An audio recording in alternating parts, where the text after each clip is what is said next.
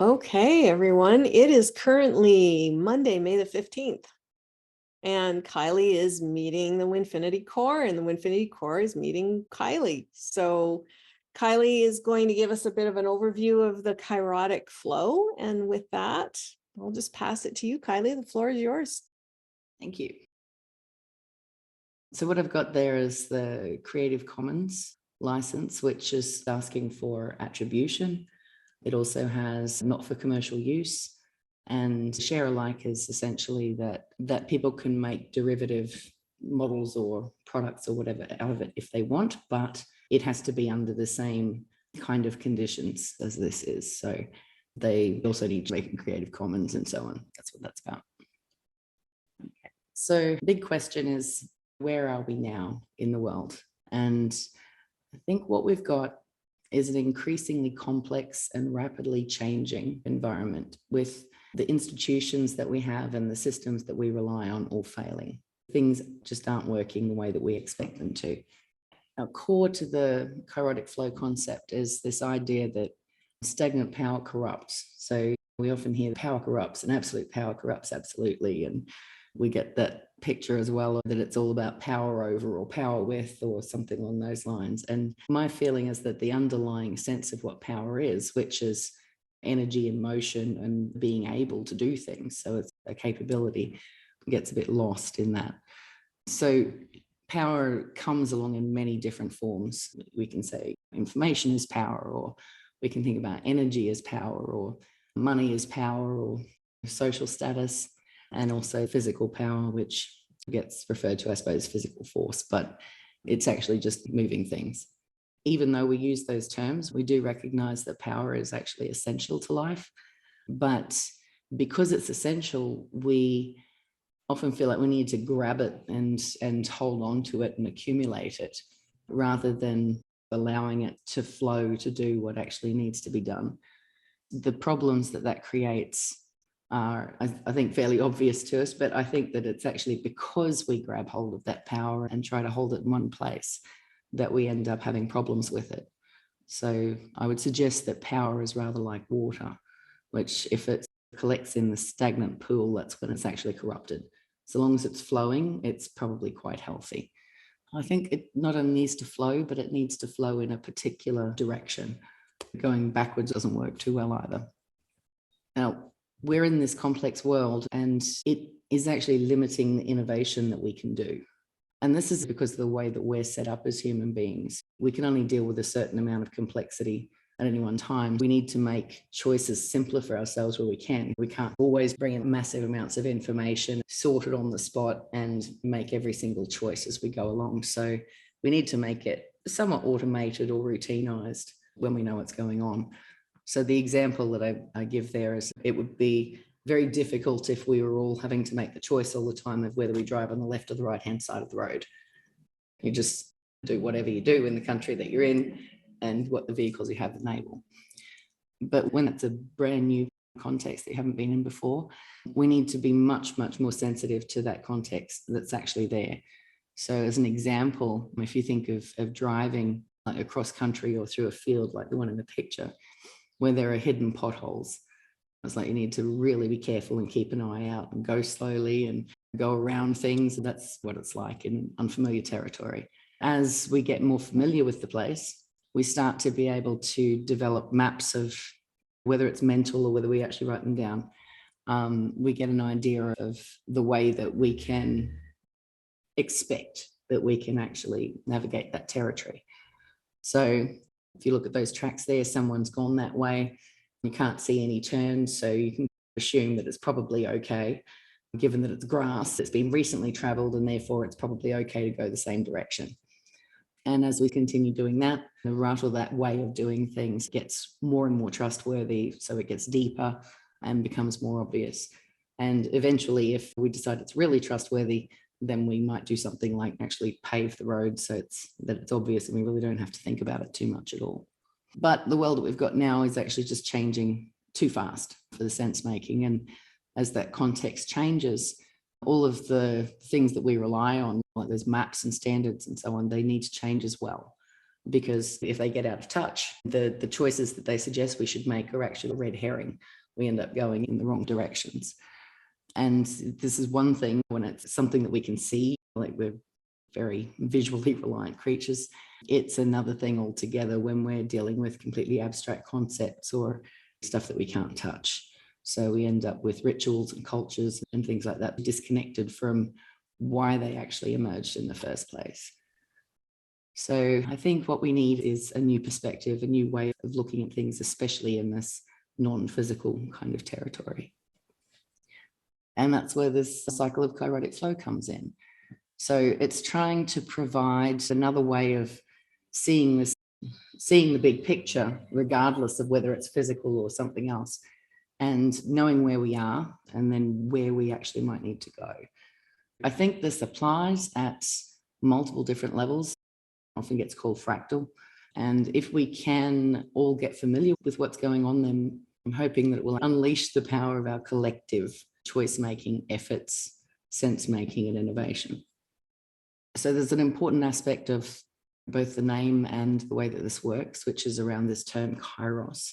Kairotic comes from the word Kairos, which is one of two Greek words for time. So we've got Kronos and we've got Kairos. Kronos is the one we're most familiar with. It ends up in all those words: chronology, chronological, chronic, chronometer, blah, blah, blah. So we're very familiar with that one. Kairos seems to have been largely lost, although I'm hearing it more recently. It's sort of a living time. It's the opportune moment for things to happen. So as an example, trees don't care whether it's the first day of spring or not. According to our calendar, they just wait for the conditions to be right, both internally and externally. And when that happens, it's the opportune moment for them to start emitting spring behavior. The way that the Kairotic flow came about is an interesting story in itself. It started for me with coming across this pioneers, settlers and town planners model of Simon Wardley's, but he had pioneers, settlers and town planners, and said that settlers steal from pioneers, town planners steal from settlers, and then you can't see it here, but pioneers then steal from town planners. And that part I had a bit of an issue with. And because he was saying it's not only the kind of activity that's being done, and this is something that I got from him, it's also that people have preferred roles or preferred things that they like to do. And so when I looked at it, I was like, well, I must be a pioneer because I don't have much patience for the other two things to be doing. But I also thought, well, I'm a very ineffective pioneer because I have 30,000 ideas for every one that I do something about. And besides, I do not steal from town planners. And so this was bugging me for a while. And eventually I had this realization: pioneers steal from me. And that just changed everything as soon as I saw that, because I certainly wasn't a town planner. It's like, oh, there's a whole bunch of missing pieces here. And so I just wrote down straight away: steward, curator, scout. Actually, I wrote down shaman to start off with because I thought it was a bit of a shamanic kind of phase. But anyway, so that's how it came up. But in the background, I'd also listened to some stuff from Jennifer Russell about these 4 faces of incorruptible power, which is looking at both passive and active uses of power, and also masculine and feminine. And I really liked the way that she brought forward the importance of all of them. And so listening being such a big thing for WINfinity is the receptive feminine in Jennifer Russell's model, which is interesting. When we think of power, we're normally only thinking of the active masculine, which is sort of what she calls penetration, or like entering a space and dividing things up. So it's a very probing, active way of doing things. And we're familiar with holding space now. She regards that one as being massive, masculine passive, and the active feminine as being creative expression, or the term that we hear more often now is weaving. So pulling all of the different threads together into something new from different places, different people as well. And the yin yang has been fascinating to me since I first came across it. So that's in there as well, particularly in the tensions that you can see between opposites. One of the other main points about the way that the diagram has been set up is if you can imagine over on the orange side, imagine that there's a light shining. So that's the side that we see really easily. The purple side is in shadow most of the time. Like we don't necessarily see that. A lot of people have an antagonism towards it as well, because like humans afraid of the dark kind of thing. But it doesn't mean it's not there or that it's not important. But in our current paradigm, if you like, we tend to think of those activities, pioneer, settler, and town planner, that Simon Wardley pointed to, as being the ones that are productive and profitable and adding value, and settler as well as actually the highest growth point. So his curve that looks like this, well, settlers right in the high growth area.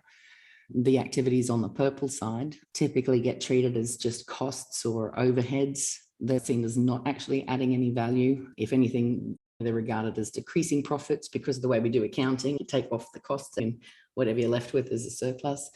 And they're often also regarded as hard work, laborious, and the general aim is to keep them to a minimum. But what came around the same time as getting those other three is like, what if it's that visibility? What if it's that way of thinking about things that actually keeps all the power stuck, if you like, on the orange side in the first place? What if that is actually what's creating the problems that we've got? So what actually happens if you switch that way of thinking to instead think about power actually flowing through these archetypes, rather than thinking of the power as belonging to or existing in, to just go, no, hang on, it's actually something that moves. And also wondering about if the structures of each of these are different, because, and I'll bring up one of my favorite quotes from Elinor Ostrom: organizing is a process, and organization is the result of that process. What if each of these archetypes or each of these phases of activity needs to be organized in a very different kind of way? So it's taking the power and reshaping it through different structures on the way through. If the structures that are holding the power actually allowed that flow to continue, then what we might see is the whole lot coming back into balance again, rather than being lopsided as it is at the moment. So then there's the question of, well, okay, nice. How do we use this? And the suggestion is that we get to know what those archetypes are as they express in the phases and the roles, that we understand the benefits that each archetype brings to the whole, that we let that power flow through the cycle as it needs to, and that we properly appreciate all three structures and cultures, which I'll go into a bit later. So the archetypes refer both to different phases of activity and also to roles or perspectives or lenses, if you like, that we bring to things. The arrows that go between the different archetypes are basically representing this idea that the outputs of one phase of activity or of one role provide the inputs for the next phase. Each one is shaping it in a way that is then necessary as an input for the next one, which then reshapes it into outputs that are then inputs for the next one. So it's, as I've referred to before, it is fractal. Within a pioneer phase of activity, it's not only pioneer activities that are being performed. Every single role has a role to play in every single phase. It's just that it gets smaller the further away it gets from its home phase. Let's say we're looking at pioneers. They play a bigger role in scout and settler than they do in town planner and curator, for example. But there is this tension, which means that they also have a special role to play when the opposite comes up.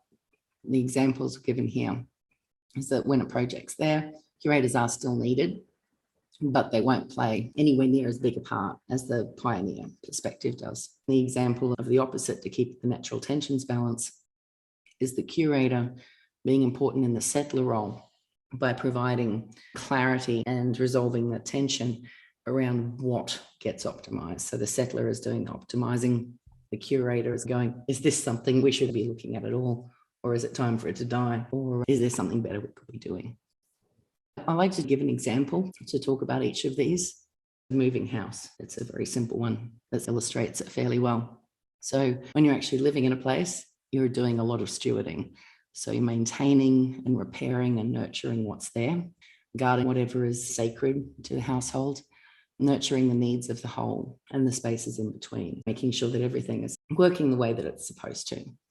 However, you might find that some of the needs of the household aren't being met by the place that you are. So you review what exists and you decide if and how it meets needs, what you need to keep of what that house provides, what you dispose of, so what's no longer working, and what to change or bring back to life. So this can be bringing something out of storage, for instance, that you're not able to use there. And just saying, well, this house is not appropriate anymore. For example, I might have taken on a new job that now means it's too far away to do commuting, or maybe the house is no longer big enough, or children leave home and now it's too big. So any of those kinds of decisions or choices are around a curator space. Scout, exploring, navigating and mapping the realms of possibility and risk in multiple dimensions. Decomposes the dead and discovers or creates portals to the new. The idea of decomposes the dead can be something like unpacking. So you might have decided with Curator that there is a particular thing that was once important that's not important anymore, but need to figure out why that is. And the scouting activities in relation to moving house are going to be like how much it costs to get the number of bedrooms that you need in a place and the number of bathrooms and the area that you need to be in and so on. So you do internet searches or beat the streets or whatever it is that is going to bring up a new place for you. Pioneer is almost like the signing on the dotted line. So you find one and you go, this is the one that I'm going to try for. You might sign a lease agreement or make an offer to buy. It's the experimenting and the prototyping of promising possibilities to test how viable they actually are in reality, planting seeds and initiating and iterating the new things. So it's very experimental, Pioneer. Settler is expanding on what works by measuring, refining, building, and growing proven solutions to make them more effective, efficient, and widely available. So in the context of moving house, you're bringing in all your furniture, you're deciding where you're actually going to put things, you set up the water and the gas and all the other things that you need to live in that house. Town planner is setting up the routines. So you always put these things in this particular place and your breakfast is going to be at a particular time and in a particular place. It's the standardizing, commodifying, streamlining, automating and rolling out known patterns on a mass scale, distributing broadly and creating security and stability. I think it's important to remember that we all wear these different hats or roles in our lives. No matter which ones we feel most comfortable with, we tend to do all of them. Moving house is a fairly good example for that. But also people raise children or they're experts in some areas, but not in others. We're continuously learning and so on. Some archetypes will feel more at home in them. So I was referring before to the discovery that I wasn't a pioneer. The most homey place to me is Scout. Reasonably comfortable with Curator and Pioneer. I can do Town Planner or at least play them in a movie. Settler and Steward is quite a stretch. It's almost like trying to lift up something heavy out at a distance. Don't have much leverage, get tired quickly, that sort of thing. It's good to find where your home is, but we have a bad habit of putting people in boxes, and we are so much more than that. I don't know if I'm ever going to be able to avoid it happening, but I would love for no one to treat it as limitations on themselves or anyone else. Wishful thinking probably, but it's the hope. Keep pushing towards understanding the whole cycle and what's appropriate to the context that we've got. As far as the benefits go of actually using something like this, well, it's faster to swim downstream. Like you turn around and try and swim upstream, it becomes very difficult. It's also more effective to have things structured in the way that makes sense for the task at hand. In terms of integrity, when power is released without too much fuss and then reorganized, I think it keeps the integrity of the whole more aligned. We've talked about it being fractal already. Different activities flow through at their own perfect pace. This is going back to Kairos again, in that sense that we can try to plan a project, for instance, but things will happen pretty much as they happen. Being more comfortable with that probably helps us in life generally. There is no attempt to impose anything. This really just came from observation. It gives us some idea of what's coming next, but it doesn't say you must do X, Y, Z by a particular time. And just generally the resilience that we get as a whole from taking in all of those perspectives. Another brief story, I used to really deprive myself of sleep because I resented the need to sleep. A third of a day just gone, like who wants that? So I would go often 2 to 3 days without actually sleeping at all. And also cutting myself down to 4 or 5 hours a night when I did sleep and waking up with an alarm.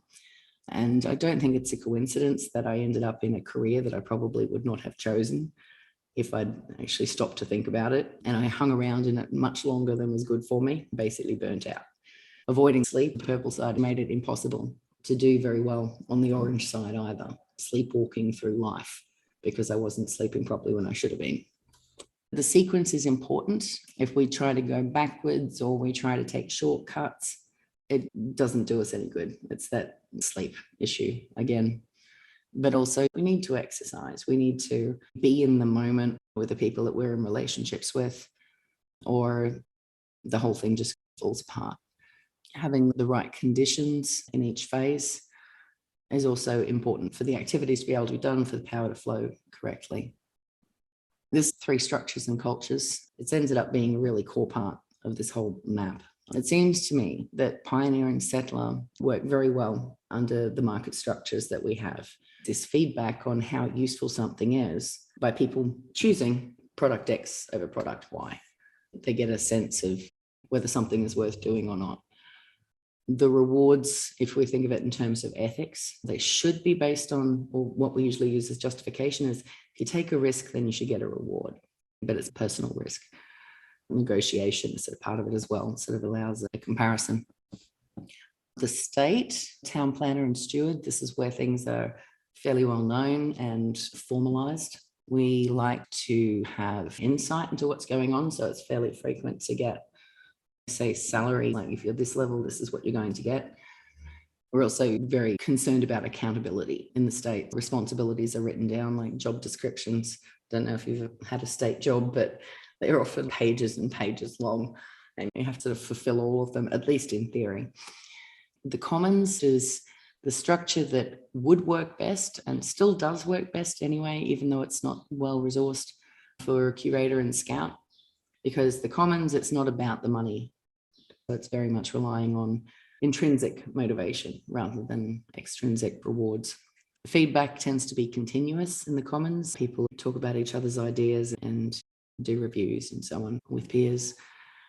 And at present, the commons is very underpowered. It doesn't get much power in there because anything good is snapped up by the market or sometimes by the state, and there's not many resources available. It's actually in a drought. Using the metaphor, if you like, of how water gets to the places that it's needed, the market structure is to use something like watering cans. So, oh, that plant looks viable, that plant looks viable, that plant looks viable. So we're all wandering around with our wallet watering cans. The state is where we vote to go, okay, we're going to set up a piping infrastructure for this particular kind of thing, and it lasts for a certain amount of time and it's highly reliable. The commons actually needs a rain approach. The watering cans and the water pipes don't work very well because it's a very unknown area and we can't predict what is and isn't going to work. So we need to take a far more nature-inspired approach. Clouds aren't up there going, okay, so which of these plants looks like it's the most viable? They just rain over the whole lot and let the system sort it out. Around the conditions needed, need to appreciate the value of every archetype, learn to pass the baton, and orient to the flow. And I'll skip through this bit pretty quickly, I think.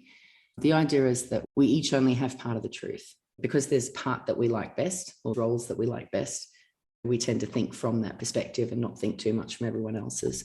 But everyone has a part to play. So the important part really is responding to and supporting whatever the appropriate context is at the right time. Passing the baton allows us to capitalize on the fact that we actually all are different. So that the people who are best at a particular thing are the ones who are doing that particular thing. But it does also mean letting go. And a very common management term is need to learn how to delegate. It's like that, except it's not delegating down, it's passing to the people who are better able to handle whatever the next step is. And there ends up being a lot to this because we're so out of the habit of it. So there's some concepts that underlie it, all pretty much associated with humility. None of us has all the answers or really sees everything. What we need is not the same thing as what other people need. Something that feels easy to us because it's in our home area can actually be very hard to other people. and stuff that we really struggle with can be easily handled and handled well by other people. So higher impact overall, we can learn to pass the baton when it needs to be passed. Orienting to the flow is finding where we are right now, figuring out what that next right step is going to be, and always thinking about what conditions are needed for it to occur. I think that's it. Thank you for your patience. That took a lot longer than I intended. You did great. You did great, Kylie. This is like about the second or third time I've seen you present it, and you're getting better every time. So just want to affirm you. That was thorough and solid. Thank you. So just open it up, clarifying questions, mirroring back for Kylie, and start with either Parmjit or Michael, depending upon. Michael, I notice you're still, so that may mean that it's quiet on the Western Front, but it's up. Thumbs up. Very good. Okay. So just leaving the floor open.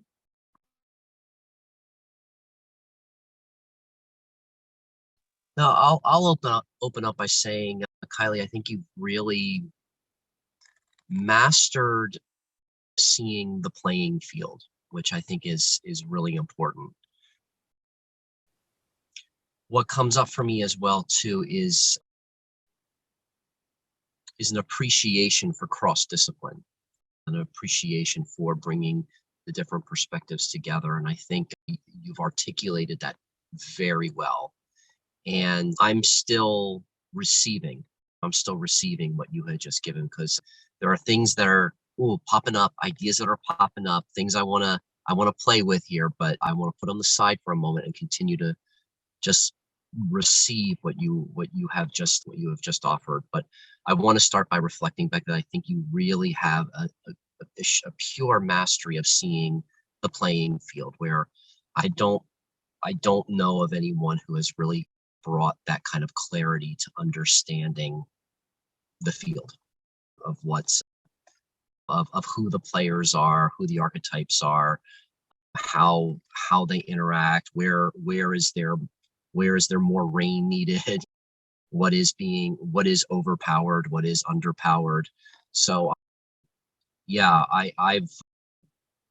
I'm feeling a very, very strong resonance with how well you've articulated the field with this presentation. So that's where I'm at the moment, and I'm looking forward to seeing how this evolves, how this conversation evolves. It's a great conversation starter too.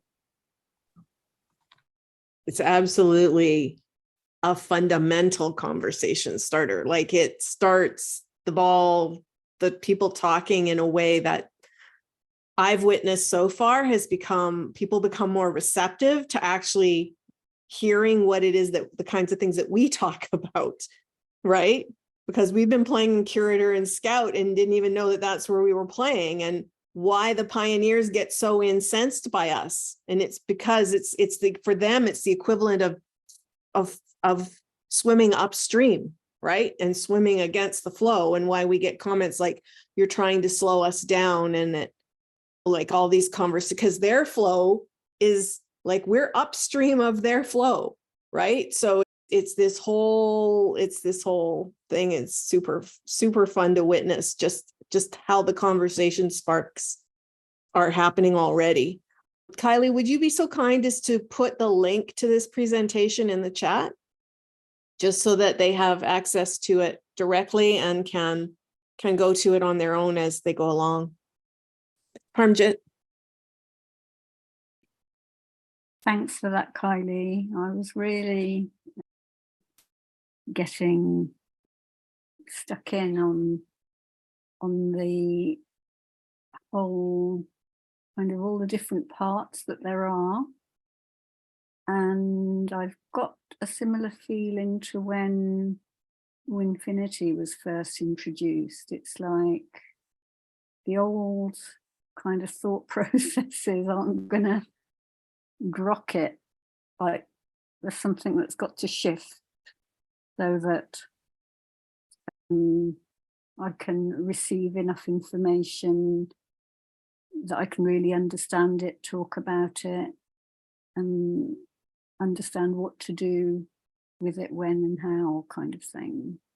So I haven't got to that stage, but I can see that it's a piece that is needed. And also, there's something about like the how to identify where people are, or where a project is, or where, because people so often, because I'm quite flexible in thinking, but most people, and most people here are pretty flexible, but 90-something% of people,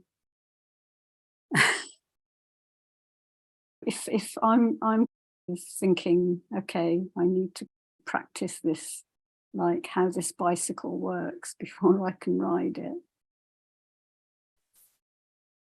I'm just thinking, how are we going to do it? It's because people are so comfortable in the patterns, even when they're being innovative, they're really just doing something that's been done before. So that's a question that I guess we'll work through as a group and with other people who are all going to have bits of the answer there. But just things like women and men. Like men have a great idea. It's a great idea. Women have the same idea. You know, it's kind of overlooked quite a lot. Those, I'm not sure how are we gonna do it so it becomes part of everybody's, what everybody can see and understand and see the bicycle that they've got to try and get onto. But thank you. It's really exciting.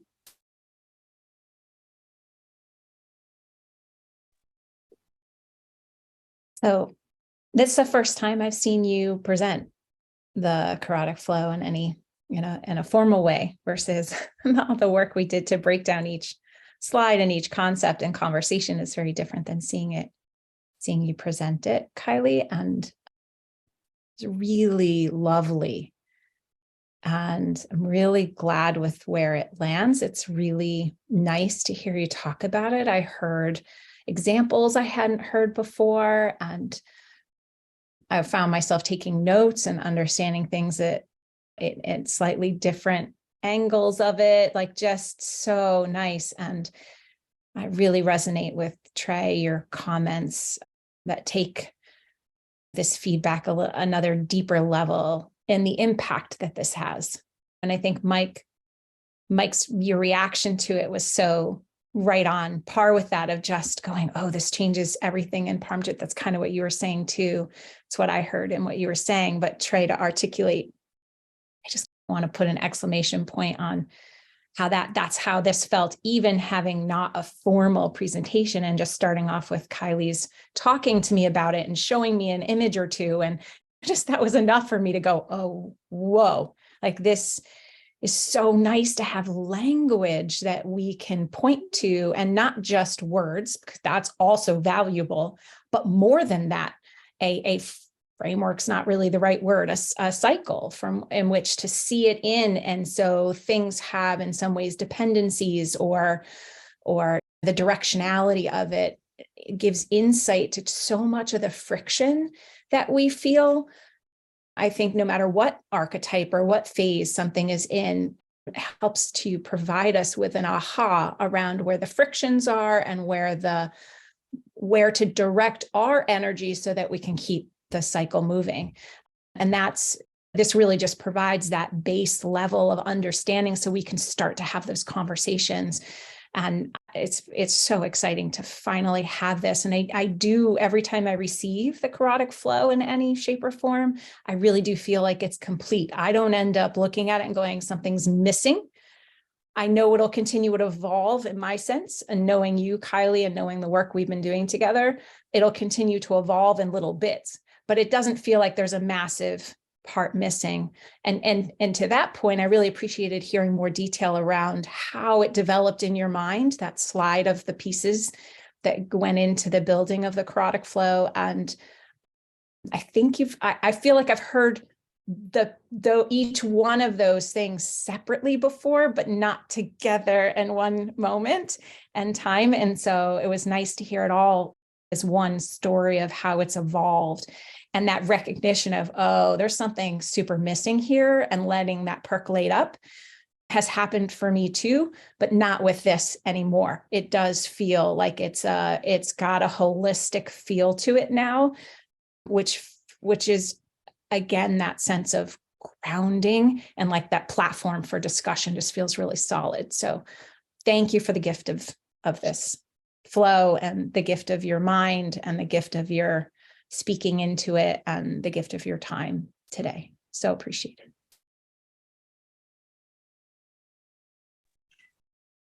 I don't know what to say except thank you for being such a wonderful audience. And for all of the help that, I mean, Wendy and Trey gave me an enormous amount of help pulling that presentation together. I mean, Wendy made it ordered, so it actually makes sense. In fact, I've had feedback from a couple of people that I've shared it with, Wendy, that had seen the previous version of Mess. I'm just like, oh, this makes so much more sense. So thank you for that. And Trey making me get rid of bad words. Well, not bad words, but words that like what required like grade 32 or something to understand. So yeah, it's every bit as much you two as it is me at this stage. Kylie, can I ask a little bit of more of a technical question, I guess, and that is like, where do you see most of the water going to kick off with? Do you mean at the moment, or where should it be going? Well, at the moment, it's going over to the right side of the circle, where all the production is, and so on. So yeah. I'm assuming it's going to be the 1/4 place. Wherever was that Curator? Yeah, actually, I think the world at large is that we're entering a Curator phase, whether we like it or not. And I think you can see that playing out with all of the arguing that's going on about whose rights matter at the moment. The arguments about with the Black Lives Matter and the statues pulling down and stuff like that, this is all not well handled, but nonetheless a kind of a Curator energy that's very big at the moment. The problem is that there aren't the appropriate structures for handling any of it. So you end up with this whole business of fake news and stuff like that. Because interestingly, I would say that media in general is a Curator activity that we are trying to handle with market structures. And unfortunately, it's the things that need to be handled by the market, so a market activity that is being dealt with by the state. The state is a toxic environment for what needs to be done in the market. The state is also a toxic environment for what needs to be done in the commons. The commons is a toxic environment for what needs to be done in the market, and so on. So it's that toxicity thing is like it's the amount and the interaction that actually is what creates the toxicity. It's in the relationship. It's not that the market is toxic. The market is toxic to things that need to be state or things that need to be commons, and so on. So it's that our whole operating system at the moment is basically settler and town planner, pretty much. It's not appropriate for, well, the other four types or the other four archetypes.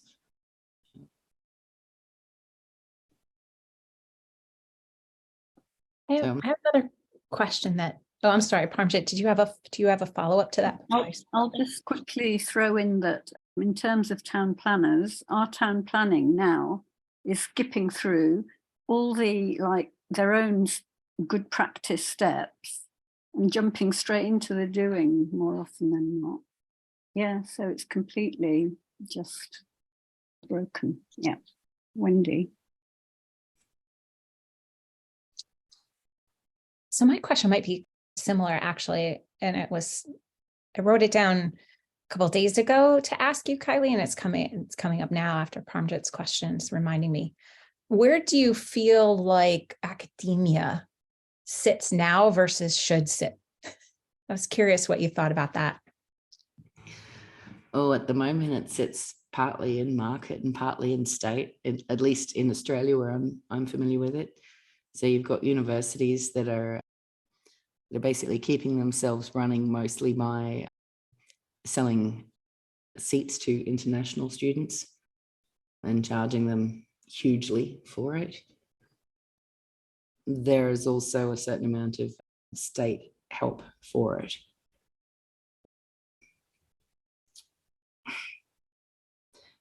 What there isn't really any money for is the research or the search. Actually, it's not researching, it's searching. That is really needing to be done for and by the commons also. So you have a bunch of dilettantes, I'm not sure how you pronounce that, autodidacts floating around like me. but there's not really any support for it. I don't think that academia in the whole, like, entirely belongs in the commons. I think there's a certain amount that's right for market, there's a certain amount that's right for state, there's a certain amount that's right for commons. So if you think about it, it's like you don't want free floating people who are just sort of generally learning whatever they stumble across to be surgeons that have to operate with an operating team. You want them to be going through a fairly rigorous standard kind of educational system. But at the same time, it's not very helpful if when looking at new philosophy, for instance, one of the ways that philosophy seems to be handled a lot now is that it's just like history of philosophy. Everyone just talks about the philosophers that are several hundred years old and ignore the ones that might be around at the moment. That doesn't seem very appropriate either. So marketing, well, it sounds like that's something that probably needs to be dealt with by the market, learning how to market products and meet needs in a market environment. So yeah, I'm sorry, it's not a simple answer, is it? It depends. Yeah, that's interesting. And when I hear you talk about it, I think college, like I think upper education, as I hear you talking, because you're talking about some of the more specific disciplines and the way that academia likes to break itself down too. And that made me think, well, if I think of the younger grades and the younger students, this idea of that the commons really hold space for, which is the pure exploration and the joy of learning, and how that largely is missing because the market and state have come in and said you have to measure everything. And it's that same, to me, I feel that same dynamic happening that we talk about in terms of the downsides to and the friction and even the trauma that's happened inside of the commons now from an adult perspective has also happened inside of education from the child's perspective, and the learning cycles that aren't happening and the rote memorization that is drilled into students for sort of the same reasons as adults. We get into a job and we're excited to explore, but then all that matters is that we produce. And And so to me, there's a lot of parallels. So I agree with you. If I think about the disciplines, it depends on where the discipline is aiming for. But when I think about learning in general, to me, it really kind of rests as its home in the commons. The teachers become sort of stewards. Sorry, I just realized like the teachers become the mentors and the stewards for how to be in the commons, how to stay in the commons for as long as you can. So anyway, just an added little thought. Deep, deep gratitude again, Kylie, sincerely. Much like Wendy has already shared, hearing it again, hearing it the way you've presented it today, I heard things I didn't hear before. And it makes it land so much more. I have a question for you, and I'm going to sort of frame it a little bit. So what the question is that what would be the ideal in terms of the passing of the baton to curators and scouts? What do you see that? How do you see that rolling out? Now, I'm just going to pause you before you answer, because it's been really interesting to me watching the landscape for the last 20 years. And I'll just use the example of catalytic capital, right? There seems to be this idea that, we've got the business function on this side, and we've got the nonprofit or the philanthropic part on this side. And the two shall not meet, because from a regulatory standpoint, finances, all that kind of stuff, that they're actually built legally in such a way that they're not meant to cross paths. Now we've sort of broached or tried to bridge that by coming up with things like social impact investment, right? Catalytic capital. I remember when catalytic capital first came out, I got really excited and I thought, finally, we're going to get a name on something that could be for the commons. And everything gets pulled into that gravitational pull of the market, right? Any new opportunity to try to find that middle ground gets gravitationally pulled. So I don't want to say stop the gravitational pull, because the gravitational pull is like, it just is what it is. Like it's like gravity. It's going to happen whether we like it or not. What do you see as that healthy, let's call it a healthy transfer of the baton from the steward to the curator and scout, so that we can have that more healthy transition that includes those archetypes, so that when the baton gets passed to the pioneers, we start creating a healthier flow? How fantastical can I get? As fantastical as you want. Well, to me, this is the purpose of UBI. It's rain. And from there, I would say we need something that is in the realm of collective IP, that anything that gets picked up or generated by the commons gets continuously paid for by market and state. Just to confirm, UBI, you mean universal basic income. And then IP meaning intellectual property? Yeah. To make sure that I'm tracking with you. Okay. Yeah. Sort of, but I mean, I would prefer to think of it in terms of something like the term royalties. We need something else, but kind of along those lines, so that when people are working in a particular area, that they do benefit as a group from working in that area,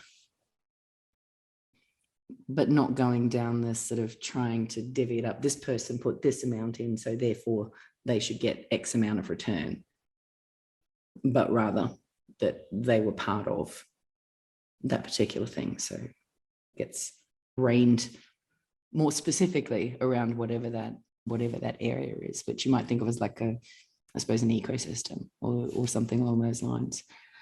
But ultimately, when I look at the whole thing, like try and look at it as a big picture, because the commons is effectively everyone. It's not just people who regard themselves as being curators or regard themselves as being scouts.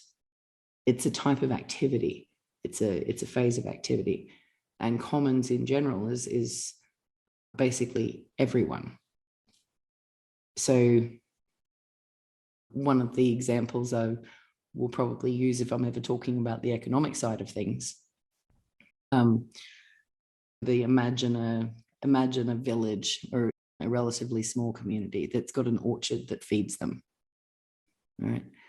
And everyone participates at some point in whether it's making sure that all the trees, all the plants get watered, or that they take their dead fish down there and bury them under the trees, or whatever it is that they're doing, or they may be pruning, or they may be going and picking off bugs, or I mean, who knows, but everyone's getting involved in this. And then when it comes time that like all the fruit's there, a few people go out with their baskets and they collect all the fruit and they bring it back into the community square. Now, who does the fruit belong to? Because at the moment, we're basically answering that the people who grabbed the fruit off the trees, that it belongs to them, and that they get to exert that power over everybody else. Or we say, oh no, actually, it's the ones who did the planning. It's theirs to distribute how they want. And it's like, well, no, that's obviously nonsense. Like the whole community got involved. They belong to the community as a whole. And then the next question is, how does it get distributed? So I would suggest that probably 80% or thereabouts should be equally distributed to everyone. Hold back 15% for the purposes of creating whatever infrastructure is going to be shared. So it's sort of like an investment of a surplus for the benefit of the community. And then maybe the remaining 5% can go specifically to the ones that organized the harvest and made sure that things didn't rot or whatever. But they're still participating, those ones. They're still participating in the 80%, and they're still getting benefit out of the 15%. But at a maximum, they maybe risk their backs or something like that. So maybe they deserve a bit extra for that. And that's I guess how I would see it working in general. So it's not so much how does the baton get passed to the commons, but how can we stop excluding them?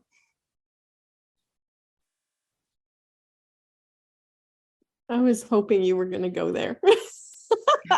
I was like, how do I word this question? This is so great. Thank you so much. Parmjit, you had your hand up.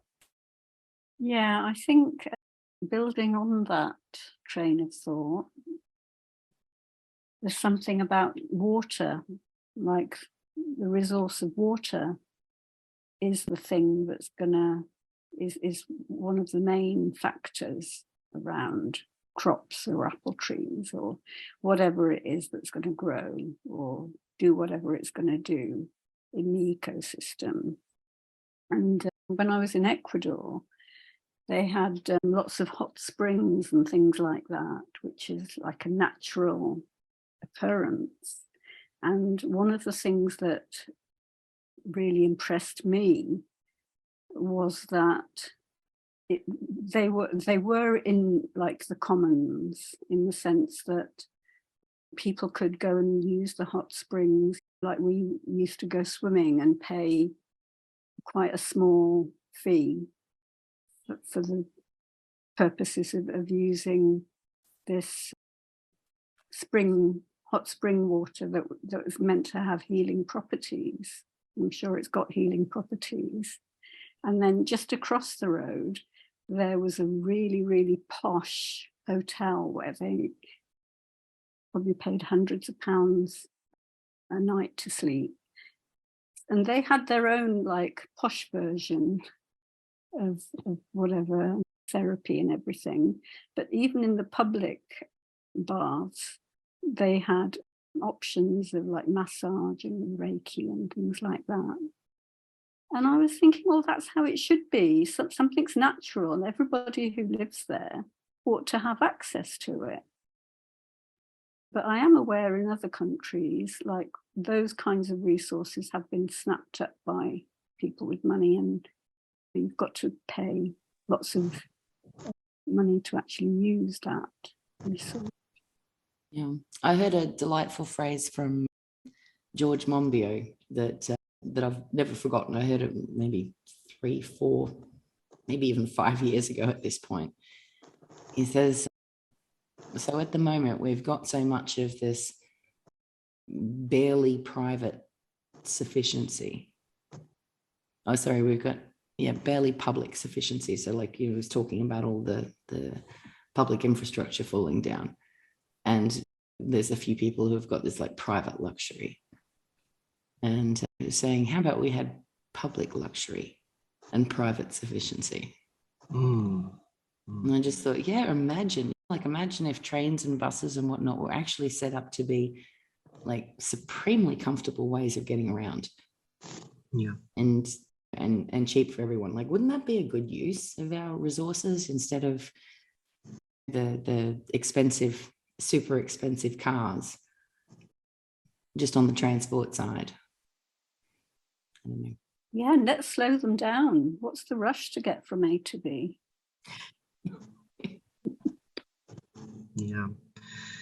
Yeah, what's coming up for me as well too is the emphasis on Kairos time and Kronos time. Understanding it as a psychological state, understanding it as an emotional state as well too. What I'm present to, or what I'm aware of, is the difference between a market economy, which a lot of my colleagues have observed as being extractive, is very much focused on that Kronos psychological state of time, where the what we think of as a regenerative economy or a core economy requires kind of like a change, an internal change from the inside out, to being more aware of Kairos time, more life-affirming time, like you had just said in your presentation, Kylie, about how life really works without the contriving or without the need to control it.